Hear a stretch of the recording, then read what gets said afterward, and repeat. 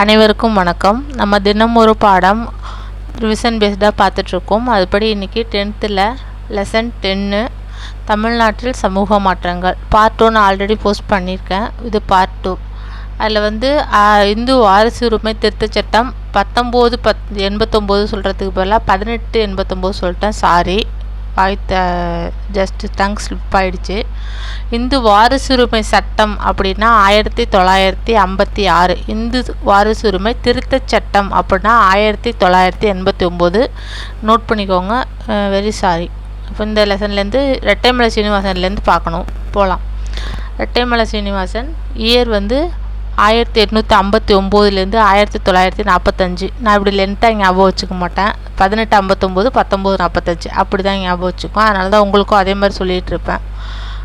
ஏன்னா கொஞ்சம் ஷார்ட்டாக ஈஸியாக இருக்கும். 1859 அப்படின்றதுனாக்கா கொஞ்சம் கஷ்டமாக இருக்க மாதிரி இருக்கும். அதனால் 1859 1945. அவர் பிறந்தது காஞ்சிபுரம். அவரும் ஒடுக்கப்பட்ட மக்களுக்காக போராடியிருப்பார். இதில் என்னென்னா, அவரோட தன்னலமற்ற சேவைக்காக ஒரு 3 பட்டம் அவங்களுக்கு கொடுத்துருப்பாங்க. அந்த 3 பட்டத்தை பற்றி கேள்வி கண்டிப்பாக கேட்டிருக்காங்க. ராவ் சாஹிப், ராவ் பகதூர், திவான் பகதூர். அதாவது ராவ்னு ஃபஸ்ட்டு 2 வரும், அடுத்து லாஸ்ட்டாக தான் திவான் வரும். எப்போ ஸ்டார்ட் ஆகுதுன்னா 26, 30, 36.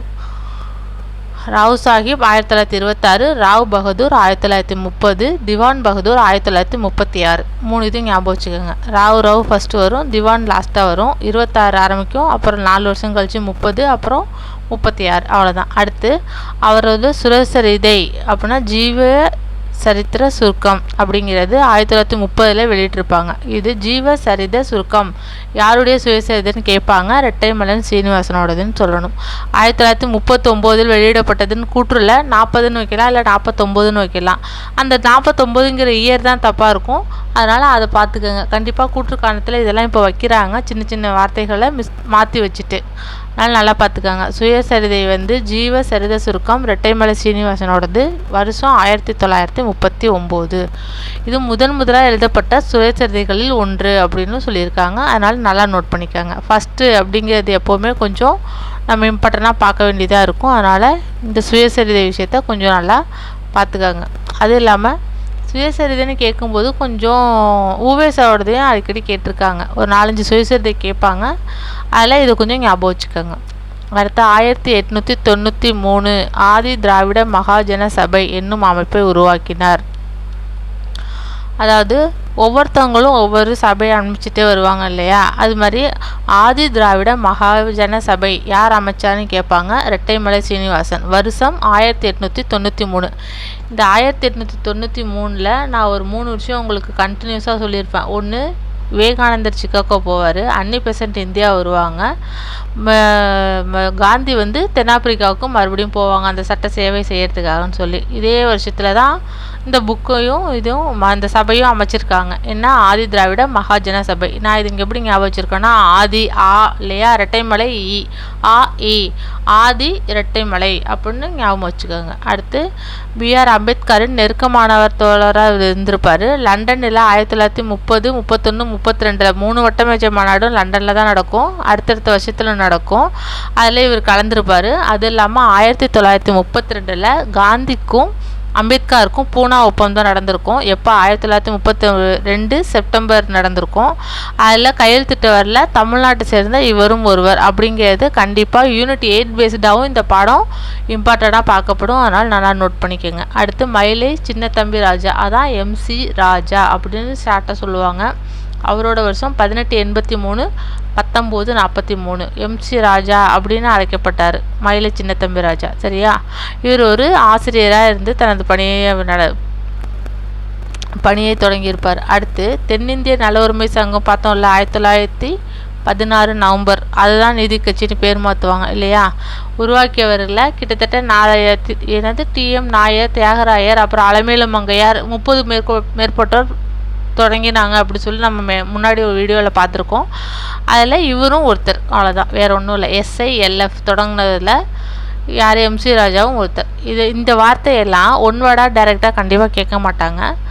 இது கூற்றுக்காரணத்தில் ஏதாவது ஒரு வார்த்தையை மாற்றி வச்சுட்டு கேட்பாங்க. அதனால் கொஞ்சம் நல்லா பார்த்துக்கோங்க. அவ்வளோதான். அடுத்து சட்ட மேலவைக்கு தேர்ந்தெடுக்கப்பட்ட முதல் உறுப்பினர் அப்படின்னா அது எம்சி ராஜா. இதில் ஒடுக்கப்பட்ட வகுப்பிலிருந்து சட்ட மேலவைக்கு தேர்ந்தெடுக்கப்பட்ட முதல் உறுப்பினர் அப்படின்னா அது எம்சி ராஜா. அப்புறம் முதல் பெண்மணி யாருன்னு பார்த்தோம், டாக்டர் முத்துலட்சுமி அம்மையார் பார்த்தோம். ஒடுக்கப்பட்ட வகுப்பிலிருந்து சட்டமேலவை தேர்ந்தெடுக்கப்பட்ட முதல் உறுப்பினர்னா அவர் எம்சி ராஜா. என்ன வருஷம்? 1920-26. நீதி கட்சி அப்போ தான் ஆட்சி அமைச்சிருக்கும். 1920 சுப்புராயலு, 1923 பனகலரசர், 1926 சுப்புராயன் சுயேட்சையில் வந்திருப்பாங்க. அப்புறம் காங்கிரஸ் ஆட்சி விலகிலும் கிட்டத்தட்ட 1037 வரைக்குமே நீதி கட்சி தான் இருக்கும் அப்படின்னு சொல்லி லாஸ்ட் வீடியோவில் நான் சொல்லியிருப்பேன். அடுத்து 1928 எம்சி ராஜா அகில இந்திய ஒடுக்கப்பட்டோர் சங்கம் என்ற அமைப்பை உருவாக்கியிருக்கார். இப்போ அங்கே என்ன பார்த்தோம்? ஆதி திராவிட மகாஜன சபை. யார்? ரெட்டைமலை ஸ்ரீனிவாசன். ஆதி திராவிடர் ரெட்டைமலை, ஆதி ரெட்டை அப்படின்னு ஞாபகம் வச்சுருக்கோம். இங்கே அகில இந்திய ஒடுக்கப்பட்டோர் சங்கம், அகில இந்தியா ஒடுக்கப்பட்டோருக்காகவே வந்தவர் யாருன்னா ராஜா அப்படின்னு ஞாபகம் வச்சுக்காங்க. எம்சி ராஜா.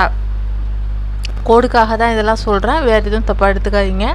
அப்புறம் ஏன்னா நிறையா விஷயங்கள் அடுத்தடுத்து சங்கங்கள் நிறைய பேர் அமைச்சிருப்பாங்க, அதனால் ஒவ்வொரு விதமாக நம்ம ஞாபகம் வச்சுக்க வேண்டியிருக்கு. அதனால் இதையும் ஞாபகம் வச்சுக்கோங்க. ஏன்னாக்கா ஒடுக்கப்பட்ட மக்களுக்காகன்னு அம்பேத்கர் போராடியிருப்பார், அயோத்திதாசர் போராடியிருப்பார், ரெட்டைமலை சீனிவாசன், எம்சி ராஜா, அடுத்து சிங்காரவேலர் அவர் பொது உடைமை உள்ள தொழிலாளர்களுக்காக போராடியிருப்பார். இது மாதிரி நிறைய பேருக்கு ஞாபகம் வச்சுக்கிற மாதிரி இருக்கும். அது நம்மளுக்கு மறந்தும் போகும். அதனால் ஷார்ட்டாக இருக்கிறதுக்கு எப்படியோ அதை பார்த்துக்கோங்க. சரி, இது எப்போன்னா 1928 அகில இந்திய ஒடுக்கப்பட்டோர் சங்கம் யார் நிறுவியவர் அப்படின்னாக்கா எம்சி ராஜா. அவ்வளோதான். அடுத்து தமிழ்நாட்டில் தொழில் இயக்கங்கள். இந்த தொழில் இயக்கங்கள்னாலே திருவிக்கா இருப்பார். அப்புறம் பொது உடைமைன்னு சொல்லிட்டாக்கா சிங்காரவேலர் வருவார். இந்தியாவில் வளர முதல் உலகப்போர் 1914, 1918 4 வருஷம் நடந்திருக்கும். ஆட்குறைப்புலாம் தொழிற்சாலைகள் எல்லாம் என்ன பண்ணுவாங்கன்னா ஆளை குறைச்சிருப்பாங்க. விவசாயிகள் ஏற்றம் தொழிலாளர்களுக்கெல்லாம் குறைஞ்சிருக்கும். இந்த நேரத்தில் பிபி வாடியா, சிங்காரவேலர், திருவிக்கா இவங்களாம் தொழிலாளர்களுக்காக சங்கங்களை வச்சு போராடியிருப்பாங்க. அதனால் இதை கேட்பாங்க. அப்புறம் 1918 இந்தியாவின் முதல் தொழில் சங்கமான சென்னை தொழிலாளர் சங்கம் உருவாக்கப்பட்டது. இது புக் பேக் கொஷின், பார்த்துக்கோங்க.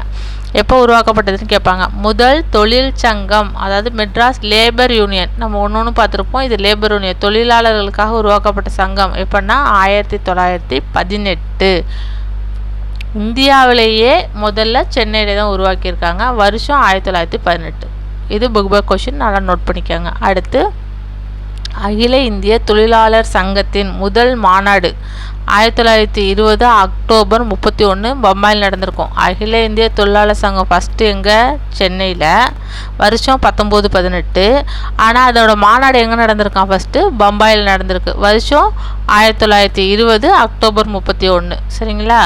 அவ்வளோதான், பெருசாக வேறு ஒன்றும் இங்கே இருக்காது. அடுத்து சிங்காரவேலர், அவரோட இயர் கொடுத்துருக்காங்க 1860, 1860, 1946. சென்னையில் பிறந்தவர். நம்ம ரெட்டைமலை சீனிவாசன் எங்கே பார்த்தாருன்னு பார்த்தோம்? காஞ்சிபுரம். சிங்காரவேலர் சென்னையில் பிறந்திருப்பார்.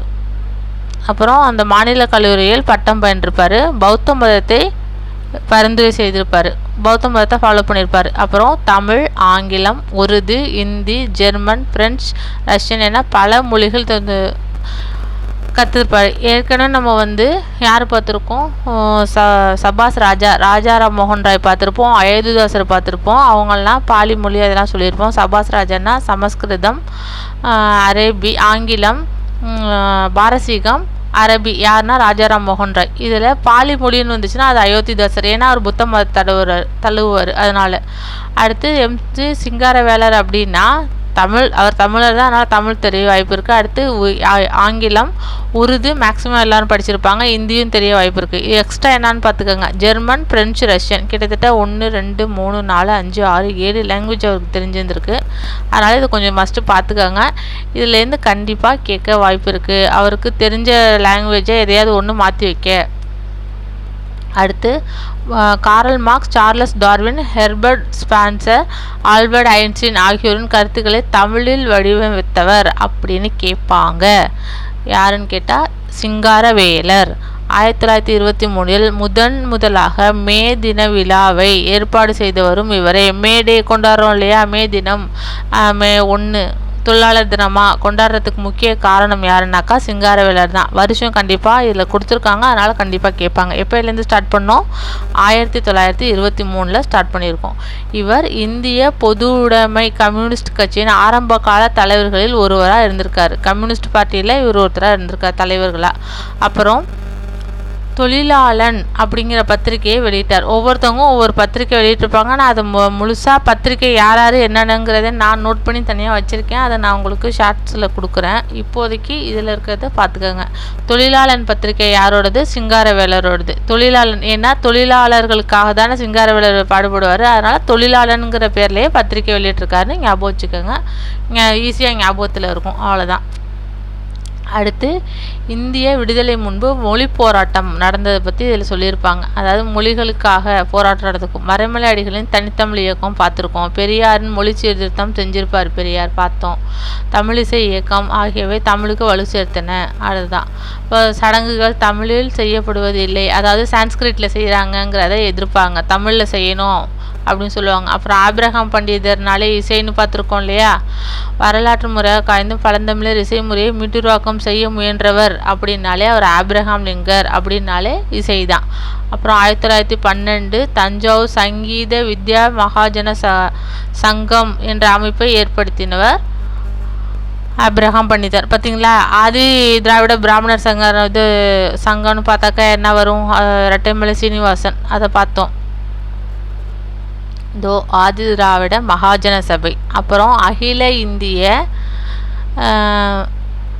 ஒடுக்கப்பட்டோர் சங்கம் அப்படின்னாக்கா MC ராஜா. இப்போது இசை சம்மந்தமாக வந்திருக்கு. அது யார் அப்படின்னு பார்த்தாக்கா ஆப்ரஹாம் லிங்கன். எப்போ? 1912 தஞ்சாவூர் சங்கீத வித்யா மகாஜன சங்கம். சங்கீத அப்படின்னு வந்துட்டாலே அது ஆப்ரஹாம் பண்டிதர், ஞாபகம் வச்சுக்கோங்க. அவ்வளோதான். 3 சங்கங்கள் அமைச்சதை பற்றி இப்போ பார்த்துட்டோம். அடுத்து 1943 முதல் தமிழிசை மாநாடு இவங்க நடத்தியிருப்பாங்க. யார்? ஆப்ரஹாம் பண்டிதர். அவ்வளோதான். அடுத்து பெண்கள் இயக்கம். 20ஆம் நூற்றாண்டின் தொடக்கத்தில் சென்னை மாகாணத்தில் பெண்களை வலிமையுள்ளதாக மாற்றும் என்னும் நோக்கத்துடன் பெண்ணிய இயக்கங்கள் நிறுவப்பெற்றன. பெண்களுக்காக நீதி கட்சி தான் ஃபஸ்ட்டு ஓட்டு உரிமை கொடுத்துருப்பாங்க. அதில் தான் முத்துலட்சுமி அம்மையார் ஃபஸ்ட்டு சட்டமன்ற உறுப்பினர் ஆகியிருப்பாங்க. அதை பார்த்தோம் இல்லையா? இது அடுத்த தமிழ்நாட்டில் உருவான இந்திய பெண்கள் சங்கம் உமன்ஸ் இந்தியன் அசோசியேஷன் WIA, அகில இந்திய பெண்கள் மாநாடு, ஆல் இண்டியா உமன்ஸ் கான்ஃபரன்ஸ் ஆகியவை முக்கியமானதாக பார்க்கப்பட்டுச்சுன்னு சொல்லியிருக்காங்க. அவ்வளோதான். இதில் இந்திய பெண்கள் சங்கம் உமன் இந்தியன் அசோசியேஷன் என்பது 1917 அன்னி பெசன்ட், டோரதி ராஜதாசா, மார்கரெட் கசின்ஸ் ஆகியோரால் சென்னை அடையாறு பகுதியில் தொடங்கப்பெற்றது. அன்னி பெசன்ட் வந்துட்டாலே சென்னை அடையாறு தான் அவங்க பிளேஸாக வச்சுருந்தாங்க. அதனால் அந்த இடத்துல தொடங்கப்பட்டுச்சு. கேட்பாங்க. WIA என்பது இந்திய பெண்கள் சங்கம் உமன் இந்தியன் அசோசியேஷன். தொடங்கப்பட்டது 1917. அன்னி பெசன்ட், டோரதி, மார்கரெட்டு இவங்கெல்லாம் சேர்ந்து சென்னை அடையாறில் தொடங்கினாங்க. அவ்வளோதான், வேறு ஒன்றும் இல்லை. அடுத்து 1927 அகில இந்திய பெண்கள் மாநாடு கூடியது. நம்ம ஃபஸ்ட்டு பார்த்தோம் WIA அப்படின்னா woman Indian association. All India woman conference அப்படிங்கிறது தொடங்கினாங்கன்னு சொன்னோமா? அந்த மாநாடு எப்போ தொடங்கியிருக்காங்க? 1927 தொடங்கியிருக்காங்க. அவ்வளோதான். இப்போ அடுத்தது மூவாலூர் அம்மையாரை பற்றி ஒரு இன்ஃபர்மேஷன் கொடுத்துருக்காங்க, பார்த்துக்கோங்க. அதாவது முத்துலட்சுமி அம்மையார், நாகம்மை, நீலாவதி, மூவலூர் அம்மாமிர்தம், ருக்மிணி அம்மாள், அலமேலு மங்கையார், நீலாம்பிகை அப்படிங்கிறவங்க தான் யாருன்னு பார்த்தோம்? மறைமலை அடிகளோட பொண்ணுன்னு பார்த்துருக்கோம். மற்றும் சிவகாமி சிதம்பரம் ஆகியோர் அவர்களுக்கு முக்கியமானவர். பெண்களுக்காக பாடுபட்டவங்களை இவங்கெல்லாம் முக்கியமானவன்னு கொடுத்துருக்காங்க, வேற ஒன்றும் இல்லை. அடுத்து கடவுளுக்கு செய்யும் இறைப்பணி செய்யும் சேவர்கள் இளம் பெண்களை இந்து கோயில்களுக்கு அர்ப்பணிக்கிற முறை, அதாவது தேவதாசி முறை இருந்துச்சு. அதை எடுக்கணும்னு சொல்லி ரொம்ப பாடுபட்டவங்க யாருன்னு கேட்டாக்கா முத்துலட்சுமி அம்மையார். அவங்களுக்கு கூட துணையாக நின்றவங்க யார் அப்படின்னாக்கா இந்த மூவாலூர் அம்மையார். அதுக்காக தான் இவங்க ஃபோட்டோவை கொடுத்து இங்கே கொடுத்துருப்பாங்க. முத்துலட்சுமி அம்மையார் தான் அதெல்லாம் வகித்தாங்க. அதை அந்த சட்டத்தை ஏற்றிருப்பாங்க. 1930 மசோதா தாக்கல் பண்ணி 1947 தான் அது சட்டமாக வடிவோ பெற்றிருக்கும். கிட்டத்தட்ட 17 வருஷம் கழிச்சு. அதுக்கு துணையாக நின்றவங்க மூவாலூர் அம்மையார் நின்றுருப்பாங்க. அதை செஞ்சது யாருன்னா முத்துலட்சுமி அம்மையார். இந்த கீழே இருக்க பாக்ஸ் இன்ஃபர்மேஷன் பார்த்துக்கோங்க. 1930 சென்னை சட்டமன்றத்தில் முத்துலட்சுமி அம்மையார் 1926 வராங்க இல்லையா, 30 மசோதா தாக்கல் பண்ணுறாங்க. சென்னை மாகாணத்தின் இந்து கோயில்களுக்குள் பெண்களை அர்ப்பணிப்பு கொடுக்கறத தடுக்கணும்னு சொல்லி. அதுதான் தேவதாசி ஒழிப்பு சட்டமாக மாறியிருக்கும். எப்போ அப்படின்னாக்கா 1947, 17 வருஷம் கழித்து இது சட்டமாக மாறியிருக்கும். அந்த மசோதா தாக்கல் பண்ணது எப்போ, 1930. தாக்கல் பண்ணது யார், முத்துலட்சுமி அம்மையார். அவ்வளோதான் விஷயம். அடுத்து புக் பேக் கொஸ்டின் ஆன்சர் பார்க்கலாம். 1709 தரங்கம்பாடியில் முழுமையான அச்சகத்தை நிறுவிய சிகன் பால்கோ. இந்த விஷயம் வந்து பார்ட் 1 கொடுத்துருப்பேன், இப்போ நோட் பண்ணிக்கோங்க. 1993 ஆதி திராவிட மகாஜன சபை, ஆதி ரெட்டைமலை சீனிவாசன் பார்த்தோமா. அடுத்து இந்தியாவின் நன்கு ஒழுங்கமைக்கப்பட்ட தொழிற்சங்கம் டேசியல் சொன்ன இல்லையா, கேட்டிருப்பாங்கன்னு 1918 அமைச்சிருப்பாங்க இல்லையா. அந்த மாநாடு 1920 பாம்பேயில் நடத்தியிருப்பாங்க இல்லையா. அடுத்து அரசு அதிகாரிகளை தெரிவு செய்யும் நீதி கட்சியால் நிறுவப்பெற்றது.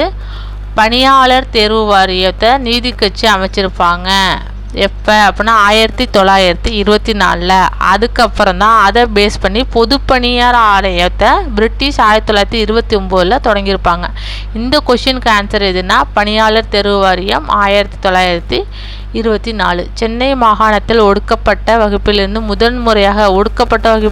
முதன்முறையாக அப்படின்னாக்கா MC ராஜா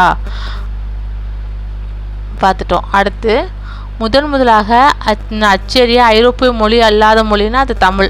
அதுவும் ஃபஸ்ட்டு பார்ட் 1 வீடியோலேயே சொல்லியிருப்பேன். அடுத்து புனித ஜார்ஜ் கோட்டையை கல்லூரி நிறுவியவர் அப்படின்னாலே FW எல்லிஸ். அடுத்து டேஸ் தமிழ் மொழியில் தூய்மைவாதத்தின் தந்தை. தமிழ் மொழி தூய்மைவாதம்னாலே மறைமலை அடிகள் தான். தேர்தல் அரசியலில் பெண்கள் பங்கேற்பதை முதலில் அங்கீகரித்தது நீதி கட்சி. சூரிய நாராயண சாஸ்திரி என்னும் பெயர் டேஸ் என்ன மாற்றப்பட்டது, என்னன்னு மாற்றிருப்பாங்க, சூரிய நாராயணன். சூரியன்னா பருதி, இது பரிதிமார் கலைஞர்னு மாற்றிருப்பாரா. அடுத்து டேஸ் தமிழ் இசைக்கு முக்கியத்துவம் கொடுத்தார். ஆப்ரஹாம் பண்டிதர். 1912 அந்த சங்கம் அமைச்சிருப்பாங்க. 1943 அதுக்கான மாநாடு நடத்தியிருப்பாங்க. அவ்வளோதான். இந்தியாவின் முதல் பெண் சட்டமன்ற உறுப்பினர் டாக்டர் முத்துலட்சுமி அம்மையார் 1926. இதனை வந்து சரியான கூற்று. இதுதான் சொல்லுவேன் நான். இது மாதிரி கேள்வி கேட்க வாய்ப்பு இருக்குது, பார்த்துக்கோங்க. புக்கில் உள்ளதே கூட கேள்வியாக கேட்பாங்க, அதனால் கண்டிப்பாக புக் பேக்கை பாருங்கள். தொடக்க கால தமிழ் இலக்கிய நூல்களில் ஒன்றான திருக்குறள் 1812 தான் அச்சிடப்பட்டிருக்கும். இங்கே தஞ்சாவூரில் ஞானப்பிரகாசம் என்பதனால கூற்று சரி. அடுத்து பனையோலைகள் எழுதப்பெற்றதை யார் பதிப்பிச்சிருப்பாருன்னு கேட்டாக்கா CY தாமோதரர் பதிப்பிச்சிருப்பார். மறைமலை அடிகள்லாம் அது தனித்தமிழ். பனையோலைகளில் இருந்து பதிப்பித்தவர்னாக்கா யார் கேட்டிருப்பாங்க, உவேசாவும் பதிப்பிச்சிருப்பார். ஆனால் இங்கே அந்த வார்த்தை அப்படியே கொடுத்துருப்பாங்க. யாருக்கு, CY தாமோதரனார் டாப்பிக்கில் இருக்கும். அதனால் இதுக்கு ஆன்சர் CY தாமோதரனார். இந்த கூற்று தப்பு. அடுத்து ராபர்ட் கால்ட்வெல் திராவிட மொழிகளுக்கும் சமஸ்கிருதத்துக்கும் இடையில் இல்லாத ஒப்புமை திராவிட மொழிகளுக்கு இடையே நெருக்கமான நிறுவதை நிரூபித்தார். அதான் திராவிட மொழிகளின் ஒப்பிலக்கணம் 1956 வெளியிட்டவர் கால்ட்வெல். கரெக்ட் இது. அது திருவிக கல்யாணசுந்தரம் தொழில் சங்க இயக்கத்தின் தொடக்க கால முன்னோடியாக இருந்தார். இல்லை, யார், சிங்காரவேலர் தான் தொடக்க காலம் முன்னோடியாக தங்க முன்னோடியாக இருந்திருப்பார். அவர் தானே தொழிலாளர் பத்திரிக்கை ஆரம்பிச்சிருப்பார். அதனால் இதில் 1 சரி 3 சரி, அதுதான் ஆன்சர். 1, 3 ஆகியன சரி. அவ்வளோதான். அடுத்து கூற்று. சென்னை மாகாணத்தின் 1920 37 வரை நீதி கட்சி ஆட்சியை தொடர்ந்து இருந்தது. ஆமாம். அடுத்து காலகட்டத்தில் இரட்டை ஆட்சிக்கு எதிராக காங்கிரஸ் சட்டமன்றத்துக்கு புறக்கணித்தது. ஆமாம். ஆனால் இதை வந்து நீதி கட்சி வரவேற்றிருக்கும். காங்கிரஸ் வந்து புறக்கணித்து தான் அவங்க வந்து கட்சியில் இருந்திருக்க மாட்டாங்க. அதுக்கப்புறம் தான் ஆட்சிக்கு வருவாங்க. கூற்று காரணம் ரெண்டுமே சரிதான். அடுத்து திராவிடர் இல்லம் அப்படின்னா நடேசனார் அமைச்சிருப்பார். தொழிலாளர் பத்திரிகை சிங்காரவேலர். தனித்தமிழ் இயக்கம் மறைமலை அடிகள். ஜீவ சரித சுருக்கம் ரெட்டைமலை சீனிவாசனோட சுயசரிதை பார்த்தோம் இல்லையா. 1939 வருஷம் ஞாபகம் வச்சுக்கோங்க. அவ்வளோதான். இந்த புக் பேக் கொஷின் பார்த்தாச்சு. நெக்ஸ்ட்டு இந்த 10th லெசனில் இதோட ஹிஸ்ட்ரியில் இந்த விஷயம் முடித்தது. அடுத்து ஜாகிரபி ஸ்டார்ட் ஆகுது. அதனால் +1 +2 இருக்க ஹிஸ்ட்ரி டாப்பிக்கில் இருக்க INM சீரீஸை பார்த்துட்டு அதுக்கப்புறம் இந்த ஜாகிரபி பாலிட்டி இருக்குது, அதை பார்க்கலாம். ரொம்ப தேங்க்ஸ். அடுத்த வீடியோவில் பார்ப்போம். உங்களுக்கு யூஸ்ஃபுல்லாக இருந்துச்சுனாக்கா லைக் பண்ணுங்கள், ஷேர் பண்ணுங்கள். Okay, thank you. முடிஞ்சால் சப்ஸ்கிரைபும் பண்ணுங்கள். Thank you very much.